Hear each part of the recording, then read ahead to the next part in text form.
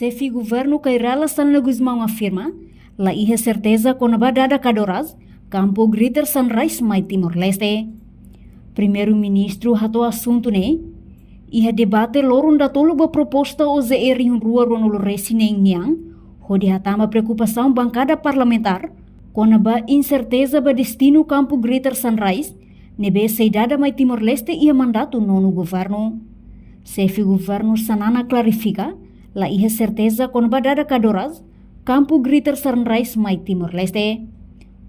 No nono governo continua simo recomendação husi entidade sira leu bancada parlamentar no Timor-Leste sirhoto atu hamotu ba Timor ni rikusoin hodi sustenta nação no povo e raido ben Timor-Leste vai futuro. Greater Sunrise incerteza boa.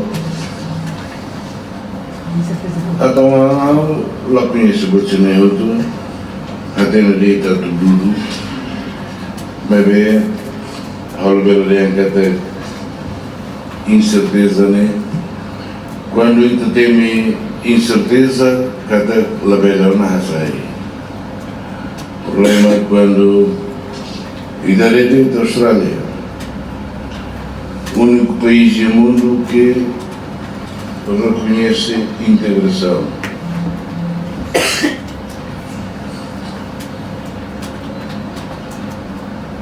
Reconhece de integração assim naquelas Tratado Fronteira Marítima com a Indonésia, temos o Timor Gap, né?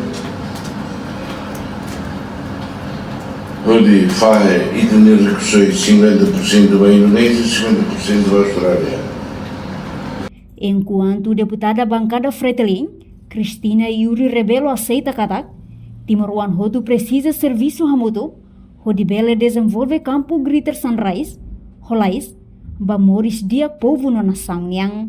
Senhor Ministro Mojo encolheu com a Greater Sunrise, husu para itu ato foi kania fiar bamalo, ato ne bele posso ne ito bele desenvolve la mais, mesmo que questão técnico balo, Senhor Ministro se apresenta será completa e no futuro se halo dia clican ele com a PNC production, PNC com a mining code niya, com a production sharing contract niya, no most fiscal regime. Ida ne ikut mai ang siyang na clican yung futuro. Ato ne itamos bela companhia no dia clican.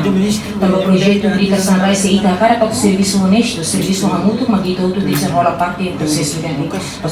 Portanto, nono governo aprova $1 milhão sanulo resi $5.5 dolar americano, hodi halo investimento ba campo Greater Sunrise nerasek. Reportagem Fifanya de Carvalho, Televisão Timor-Post. Janela informação ba emogoto. Atua tem informação atual dia kliu. Kita haluha. Haneham botão subscribe, like. Halo comentário no faixa tutang ba media sosial hoto.